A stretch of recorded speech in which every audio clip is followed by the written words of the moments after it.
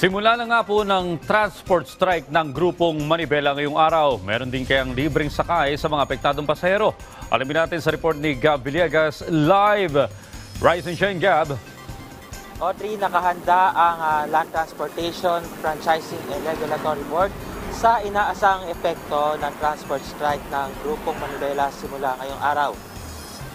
Sa mensahe ni LTFRB Chairperson Attorney Vigor Mendoza II sa PTV News, handa ang ahensya sa oras na magkulang ang mga bumabiyahing sasakyan, ngunit bukas rin sila para sa anumang pakikipagdialogo. Ang pamahalang lungsod naman ng Malabon may alok na libreng sakay para sa mga commuter na maapektuhan ng tigil pasada. Samantala, magpapatupad ngayong araw ang mga kumpanya ng langis na ang taas presyo sa kada litro ng gasolina. 1 peso and 20 centavos ang itataas sa presyo sa kada litro ng gasolina, ngunit wala namang paggalaw sa presyo ng diesel at kerosene.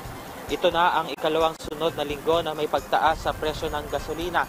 Audrey, ayon naman sa MMDA, nakamonitor ang kanilang multi-agency command center dito sa Metro Manila at nakikipag-ugnayan rin sila sa mga lokal na pamahalaan at iba pang mga ahensya ng pamahalaan.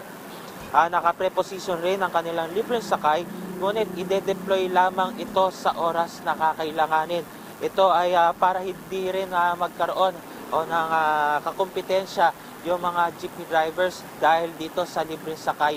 At Audrey, sa mga oras na ito, nandito tayo ngayon sa Makati at nagkakaroon lamang ng build-up dito sa kanto ng Makati Avenue at ng Hilpuyat, kung saan meron mga dahil ito sa traffic light at nakita nyo rin sa aking background na meron pa rin mga jeepney na bumabiyahe rito sa lungsod ng Makati. Maliban pa dyan, may iba pang mga public modes of public transportation na bumabiyahe rito sa lungsod, tulad na lamang din ng mga bus at taxi. Audrey, paalala rin sa mga motorista na lalabas ngayong araw, nakataas ang number coding scheme para doon sa mga sasakyan na bibiyahe. Bawal po ang mga sasakyan na bumiyahe sa mga plaka na nagtatapos sa 3 at 4 simula ngayong alas 7 ng umaga at magtatagal yan hanggang alas 10 ng umaga at magbabalik yan mula alas 5 ng hapon hanggang alas 8 ng gabi.